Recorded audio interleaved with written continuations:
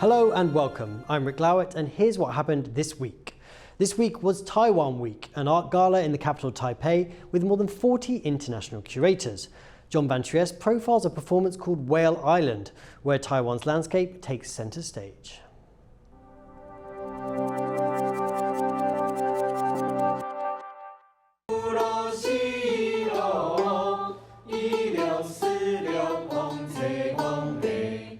Twirling and swaying to the sounds of traditional Taiwanese music, dancers with elaborate props fill the stage. This is Whale Island, a spectacle that combines modern dance and abstract costumes with a soundtrack that has deep Taiwanese roots. The show is an allegory for the land of Taiwan, with features of its environment and landscapes depicted as characters on stage. 因为台湾岛是大陆那个板块，就是然后跟菲律宾的海洋板块挤压形成的一个岛屿，所以讲的是一个海陆的联合。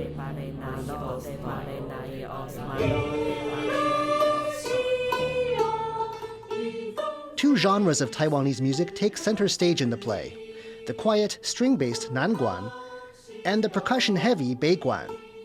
The choice to meld these two ethnic Chinese genres was deliberate. 尤其南管的音乐是它有点妩媚感，然后它可以传递很深情的婉约的情感。那南美馆有它的比较粗犷的风格。Both the director and the playwright aimed for the piece to exhibit the beauty and diversity of Taiwan's land and culture. 就台湾看起来好像很小，但是事实上它很丰富。然后当然，海洋的意义就是世界上没有一个真正的孤岛，因为海洋的连接可以非常非常的强。And during Taiwan Week, it's this richness and the importance of the link between the land and the sea that the play is showcasing to people from around the world. Ethan Pan and John Van Trieste for TaiwanPlus. As part of the festival, Taiwan's most prestigious dance troupe, Cloudgape, presented its new work, Lunar Halo. The dance reflects a world reshaped by technology. The show's choreographer, Zheng Zonglong, says a lunar halo was an omen of impending change to ancient societies. While the moon itself watches over developments on Earth, large LED panels are used to create an effect like a giant smartphone. Dancers interact with this symbol of technology. Zheng says the performance has been well received by international curators. 大家都很惊讶，还有人跟我说，他们如果不停下来，我都不能呼吸了，就 hold 在那里，所以是好的，意思是舞者非常卖力，然后许多策展人也看得很细，就是在我们的动作体系里面很多的旋转，很多的拐，那是在西方的身体语会比较少见的。Another one of the week's featured plays combines images with circus arts. Yvonne Yang went to learn more.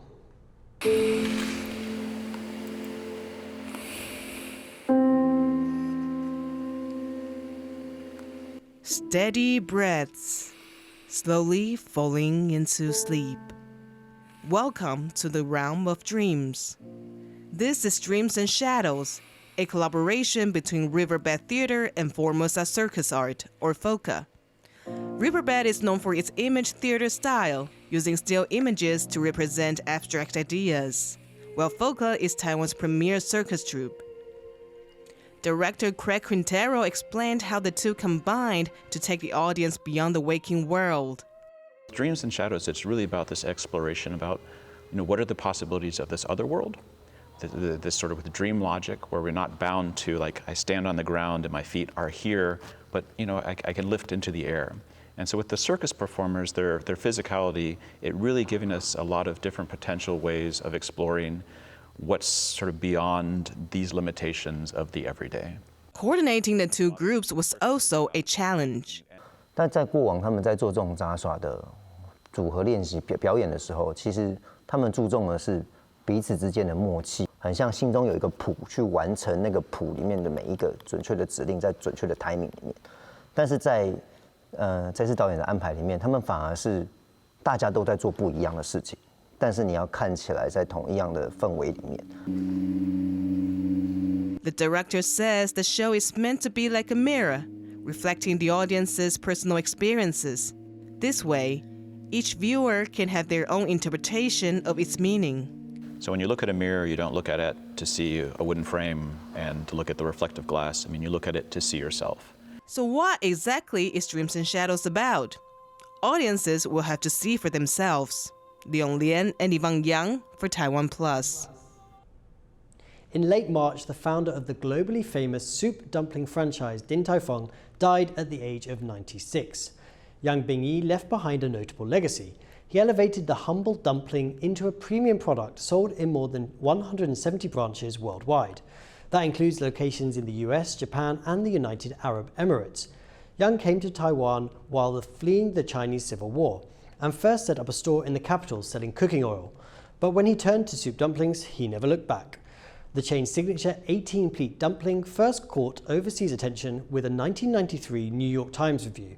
The restaurant staple continues to be a popular choice among locals and tourists alike. Din Tai Fung's success in the US has boosted Asian food representation. It's been featured in several travel shows and online, including a viral 2019 YouTube video produced by Inga Lam. For more on Din Tai Fung's unique significance, our reporter Joyce Zeng spoke with the YouTuber. In your opinion, what makes Din Tai Fung special?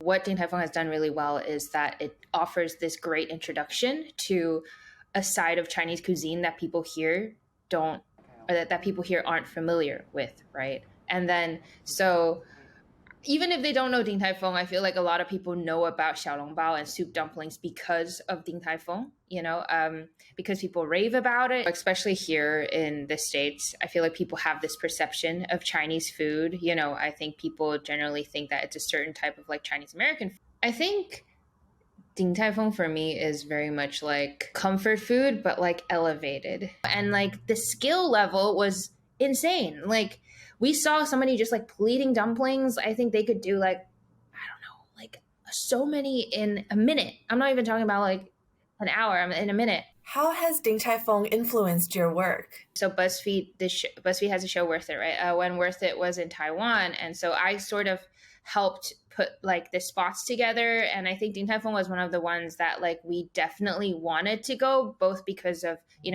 what it's done in the US. And I was like, I really think we should go to the original location. A lot of my work is about sort of promoting these sort of foods that are familiar in my culture to people who are unfamiliar with it.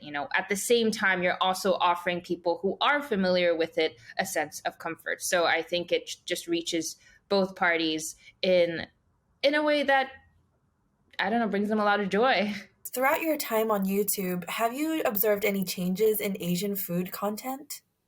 When we talk about things like representation and, especially when it comes to the Asian identity, when I first started working in the space of like digital media, I don't think there was as much. I feel like in the recent years, though, there are new platforms, right, that allow people to create in a very different way. And I think that has actually contributed to a whole lot more of content around this topic. And so you see a lot more sort of like Asian based recipes, it could be anything from like Chinese, Korean, Japanese, Vietnamese, Thai, and now I feel like people are a lot more vocal about these things now that they know a lot more about these dishes.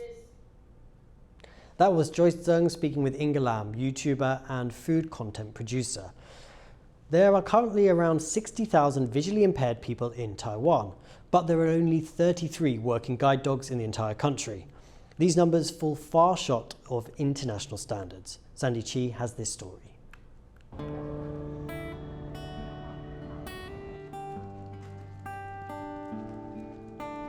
This is Yumi. She's not like other dogs that you might see on the streets. You should not pet her or play with her, as she is busy concentrating looking after her owner, Vito Lee. Vito is visually impaired. He relies on Yumi, a professionally trained guide dog, to get around. She's been guiding Vito for 3 years now. Over that time, the pair have formed an inseparable bond. 我觉得就像家人一样，对。那毕竟因为 Yumi 跟我在一起就是24小时都在一起，在家就我照顾他，但是出外走路的时候就是他照顾我。Like Vito and Yumi, a guide dog's companionship and support can be life-changing for people with visual disabilities. There are over 60,000 visually impaired people living in Taiwan. But according to the latest statistics, the country only has 33 working guide dogs, and this number has barely changed in half a decade. The Ministry of Health and Welfare says the country needs at least 600 trained guide dogs to come anywhere close to meeting international standard. It takes 2 to 3 years to fully train a guide dog and costs over $32,000 each. It's not just high cost. The reasons behind the shortage are complex. Sunny Huang has been a guide dog trainer for 8 years. She says that training more working dogs would be a huge undertaking. 训练好一只导盲犬，它是需要很多时间去培养的。确实，我们人力也没有这么足，数量是没有办法说很大量的像机器这样制造出来，需要时间，需要人力。那人力的培养又是很困难的。This guide dog shortage also hints at wider societal issues. Compared with other countries, Taiwan is considered less accommodating for visually impaired people. 我觉得台湾是需要有导盲犬的，因为台湾的路上的环境真的非常的复杂。无论是骑楼下面的停的机车，或者是凸出来的招牌等等，都是很容易让视障朋友撞到。使用手杖还是会有它的盲点，手杖会跟我们呈现一个45度斜斜的45度角。但是如果你走在路上，刚好你的前面是有大货车、大卡车，你刚好手杖会伸下去它的底盘，但是你完全不知道你正前方就是可能是大客车的那种门啊，或者是后斗那种东西，那你就会迎面撞上。In addition to confusing infrastructure and street layouts, the process for applying for a guide dog can be a daunting and difficult experience. Having a dog might also affect visually impaired people's ability to find work or look for accommodation. 使用导盲犬会面临到一些问题，第一个是求职的问题，求职，还有在住宿上面找房子。有些雇主方听到使用者他在用导盲犬，他不会明白的告诉你说狗狗不能进来，但是他会用其他的方式拒绝你，因为你有狗狗，他拒绝让你进来这个工作，或者是你有狗狗，他会用其他的方式拒绝你，让你去申请他的房子去承租。Vito is lucky to have Yumi here to help him, but he's just one of many visually impaired people in Taiwan.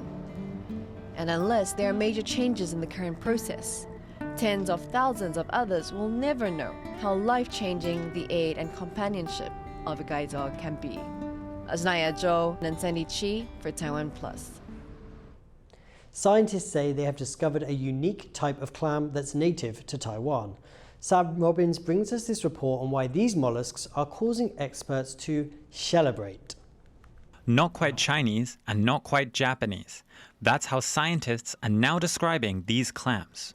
Experts say Taiwanese clams are genetically distinct from their neighbors, overturning the previous consensus. Scientists are excited about the finding. 你要先厘清说这到底是什么物种，你才能够继续做下去嘛。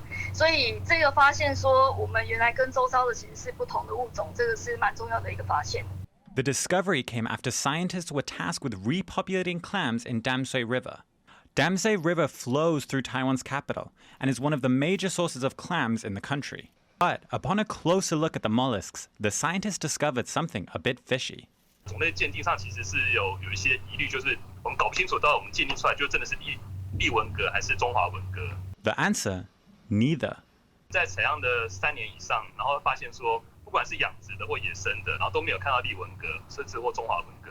After DNA testing, they discovered Taiwanese clams have 9.5 genetic difference from Japanese clams, and 7.6 genetic difference from the Chinese variety. Both figures surpass the 3% threshold for classification as a distinct species. The scientists have now published their results in an international journal and have labeled their discovery the Taiwanese clam, which means now Taiwan's local clams will have their very own distinctive name to call themselves. Leon Lan and Sam Robbins for TaiwanPlus. Thank you for watching Here's What Happened. I'm Rik Glauert. Take care and we'll see you next week.